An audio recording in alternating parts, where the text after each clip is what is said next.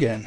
Well, I finally managed to kick my lazy butt out of holiday mode, get back to doing some work, and making some more videos, carry on this mixing series. It's been what's that, 2.5, 3 weeks between these videos, so I do apologise, but family holidays and all that, I am allowed sometimes, or I allow myself sometimes.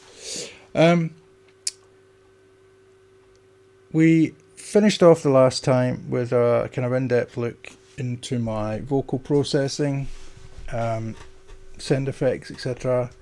Not the defining way I might do it, but just to give you an insight into my thoughts and why I might use some of the effects. So today, guitars. We have both electric and acoustic guitars in here. Some of the acoustic guitars, the timing isn't the best. We never played. We did the best we could, shall we say. Now, I'll start off with the electrics because I'm going to kind of whiz through them. There's another video of mine that's called, I think it's something like adding life to distorted guitars. I actually used the rhythm guitars in this project to show you in that video, so I'm pretty much doing the same thing apart from my sound effects. So if I quickly go through what that thing was, so if we get the rhythm guitars up, I have to do all the soloing of microphones again, just bear with me, and we'll solo up these guitars. Now if I switch off everything I've got processing wise, and I'll quickly zip through this because as I say, this is covered in that other video. So if we have a quick listen to what we've start out with.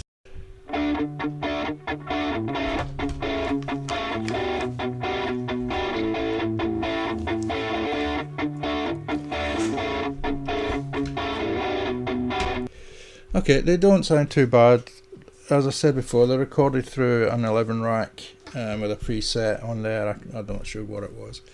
It was the guitarist's own 11 rack, so that's why it says some personal preference. So basically what I've done is it sounds okay, but it's just not very exciting in the mix. So I've added my old favourite TDR Nova. If I switch it on, I've just cut out a bit of bottom end, and there's a frequency in the middle there that I'm not too keen on. I don't think I was using no. Switch this in and out. You can hear that muddiness in the middle there.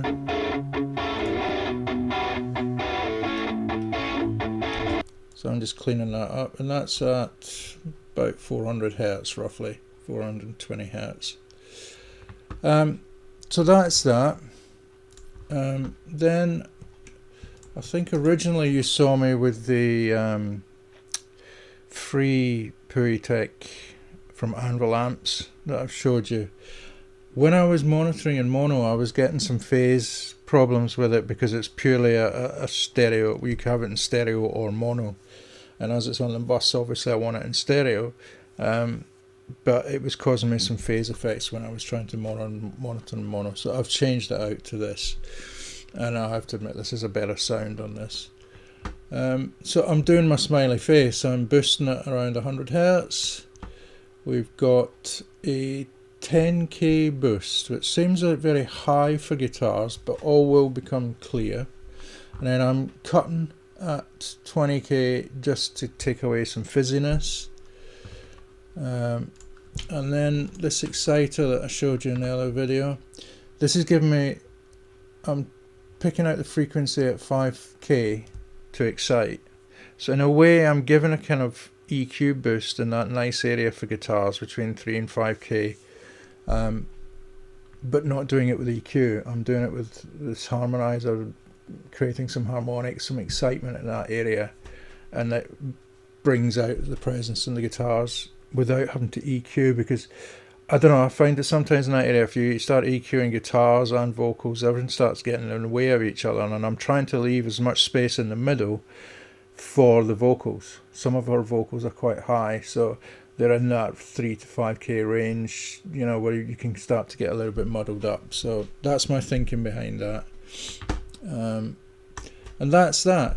I mean, just to try and put it into the same space as the vocals, I've added in the plate reverb on the send. Now, one thing I will comment on quickly, which is one of the kind of foibles of Reaper, and the way, even it's the same if you use envelope tracks. If you put sends on the envelope track and you adjust the volume on this envelope track, it adjusts the amount getting sent to the send. I mean, I guess you could make them pre-fade or whatever, but I like to just leave the send volume on Unity, and you know, you can just select these two together. Actually, if anyone can tell me how I can, these tracks, I always record stereo tracks on 2 mono tracks, because in case there's any kind of difference in volumes, I can balance it out easier on 2 mono tracks.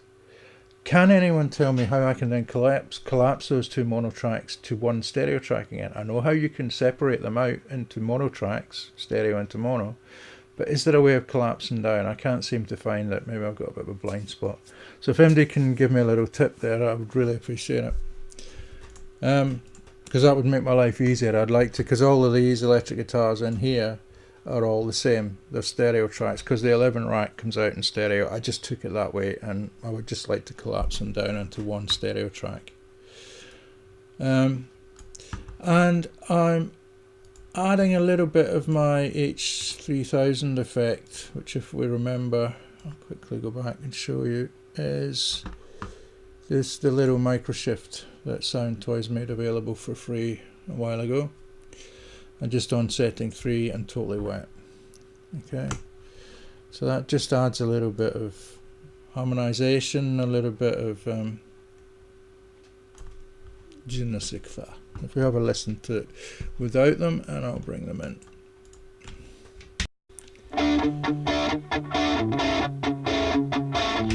So that's it. Obviously, sorry, I'll do a little comparison with the Pootek and the Exciter. I'll drop them out and I'll bring them in, and you'll see the difference.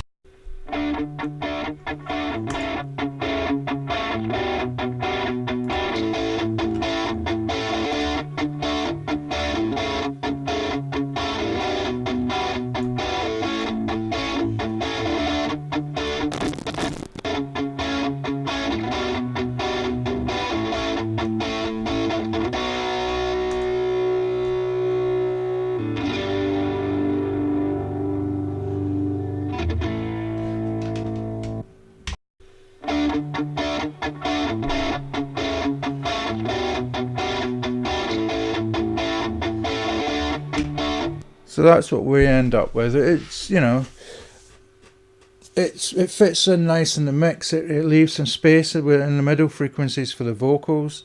I mean, that 10k boost that I put on here is to bring out some of that crunch right up there at the top that I'm not getting with the Exciter. The Exciter I turned down there. See, this is, I mixed this in on my speakers. I shouldn't then mess with it on that when I'm listening on headphones, because everything's totally different on the headphones. So to carry on, these lead guitars that I've got going on, I've done pretty much the same thing. I've left out the Exciter in the lead guitar case, and I'm boosting it 3k because I don't want the guitar sounds to be all exactly the same, obviously, and they are slightly different settings he used on the 11 rack, if I remember correctly. But again, I'm boosting around 100, boosting at the 3k for this lead solo. Now what I've done is I've added in a couple of buses here as well, in case you're looking at it and thinking that's not what my mix that I opened up looks like. I've actually added a bus for these 2 solo tracks. Again, this would have been easier if I could collapse them down into 1 stereo track. I wouldn't have needed that then.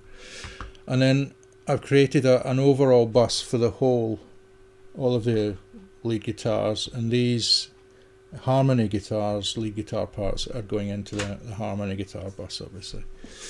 And then the reason being for that is I wanted to put some slightly different effects or different, the same effects, but different level of these effects on the master buses for each of these different electric guitars. So if we find a section with some lead guitar, and I'll let you hear what I'm talking about, the effects. Alright, so if I drop it out altogether.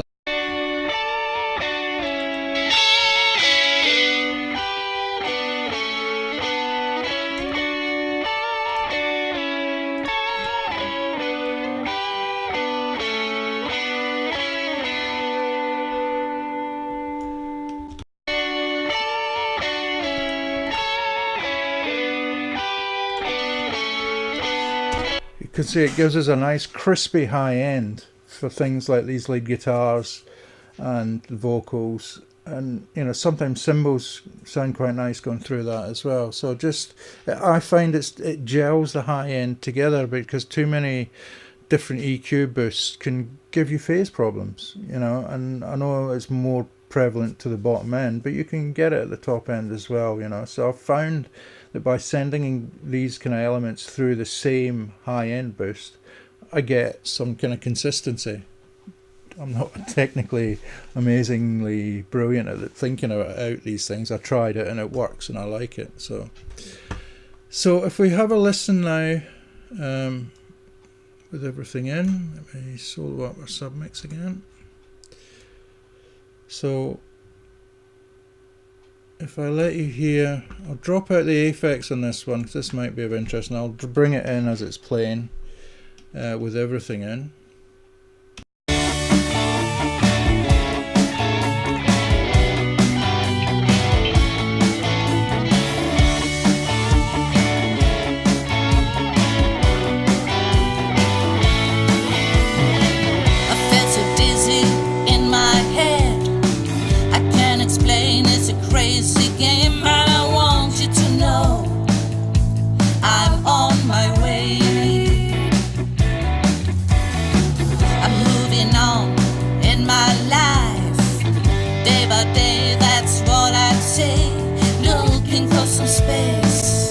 So you hear the guitars are cutting through a lot more than they were before. They're present in the mix, and they're there, you know. So we'll leave the electric guitars alone at the moment. I'm going to move on now. I recorded 2 lots of acoustic guitar. I'm going to try and go through this fairly quickly, but now if we go on to the acoustic guitars, I've recorded them in mid-side configuration. So with one microphone in a figure of 8 pattern and one in an omnidirectional pattern pointing straight at the guitar. I'm not going to go into how you mic that up. I might do a video on it at another point, but for the moment, this is how I've done it. So what I'm going to do, the reason I did this was I wasn't sure whether I was going to use both guitars. There's one 12-string and there's one 6-string acoustic. The timing on them aren't great. I've decided to go with the 6-string and leave the 12-string out because it's doing too much the same as what the electric guitar's doing, which is my thinking. Although the timing's probably better on the 12-string than the 6-string, but that's what I'm going to run with. So what I'm doing then, I'm going to use this mid-side configuration to give the acoustic guitar some kind of stereo width instead of sitting it on one side or the other, or in the middle in the way of the vocals, you know. So how this works is you flip the phase of one of your figure 8s. If we select these 2 and just drop them out. If we play the acoustic guitar on its own,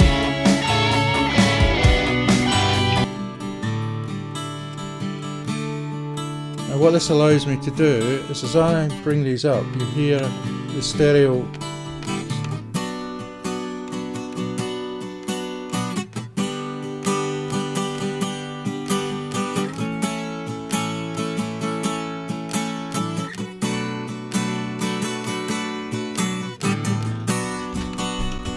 So what happens is the acoustic guitar gets wider as you bring up that .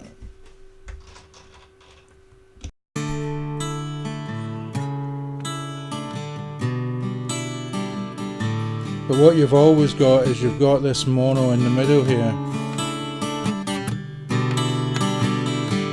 So you can make the guitar more stereo or mono just by adjusting the figure 8 microphone section. And you'll always have mono compatibility because you've got that in the middle. So if I switch to mono, you can hear I've still got that in the middle. Or you can get that stereo effect.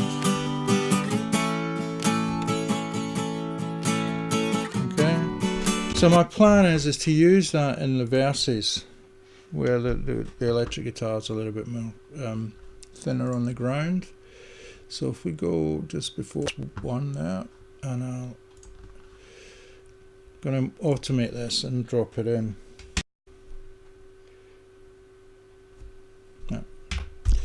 That's if I solo the submix again. Sorry. So we are here. In my head, I can't explain, it's a crazy game, and I want you to know I'm on my way. I'm moving on in my life, day by day, that's what I'd say, looking for some space, I'm on my way.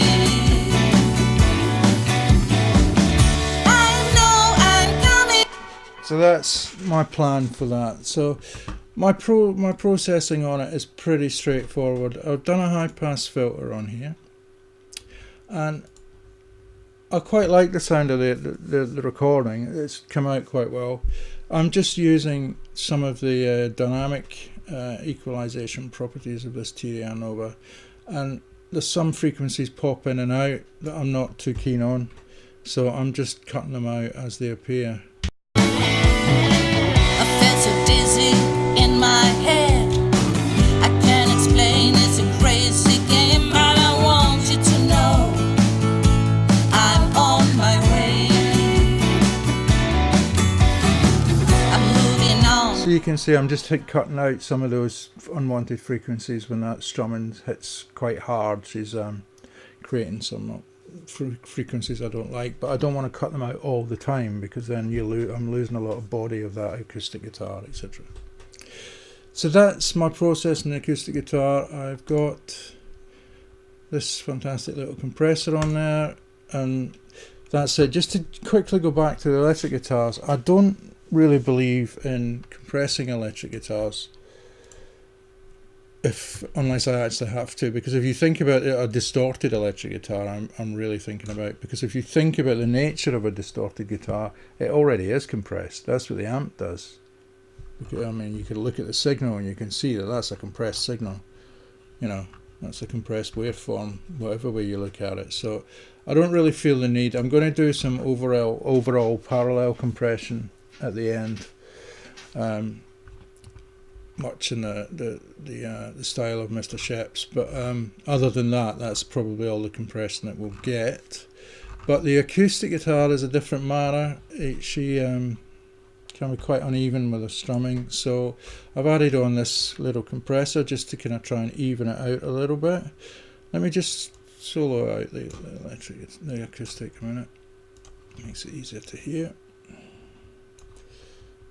I'll give it a listen.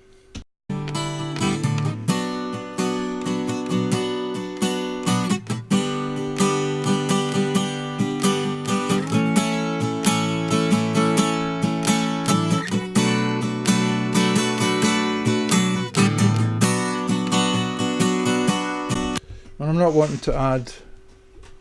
wanting to change it too much. I'm just trying to even it out a little bit. Then finally I'm going to add in a little bit of the effects and just see what that does. I haven't actually tried it yet, just to see if I can get a little bit of a crisper high end rather than what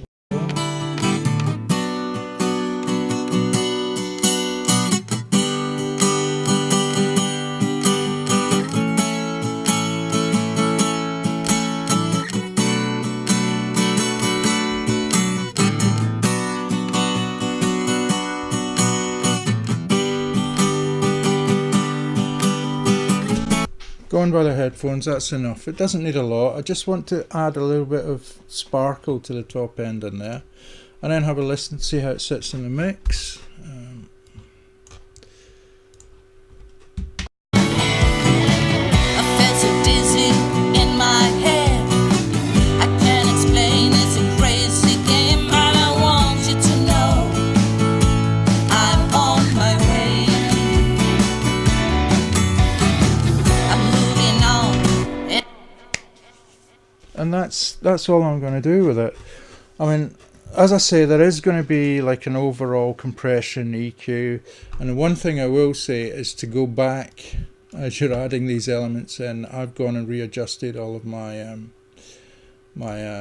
compressor settings, because it was all starting to get a little bit heavy on the compression on my master bus there. So just a little word of caution there. So that's what I'm going to leave it with the guitars. I mean, I'm not going into minute detail of how I do these mixes. I'm trying to give you an overall view of my process, my thinking, how I like to work and think about things. And you know, it depends on the material you've got to work with. I mean, when I recorded this stuff, I EQ'd and did a certain amount of compression on the way in, and I know what I EQ'd and compressed, so I'm kind of not having to do as much to it as I maybe would with something else. So, I mean, we're about there with the mixing series. There's one more really that I want to do, or possibly two, and that will be automation, because I feel that's a really important part of a mix that is often missed. And it's what sets some of the top mixers apart from the rest of us is the fact that they do such minute automation, and you know, you could spend a whole day just automating a vocal, you know. So we'll get into that in the next one, and I'm just going to give a rough kind of overview of how I might think and do about it, and what kind of things I would do. And then I think we need to look at the master bus, not so much the master bus compression, but the final parallel compression on the drums and the musical elements, and then we're there. So one, possibly two videos depending on the length. Okay, I think this one's already quite long, so we'll try and keep them down to as much minimum as I can. So see you in the next one, and thanks again, and thanks for waiting for this video. Sorry for the delay due to my self-imposed holidays, but anyway, I'll see you in the next one. Thanks, bye.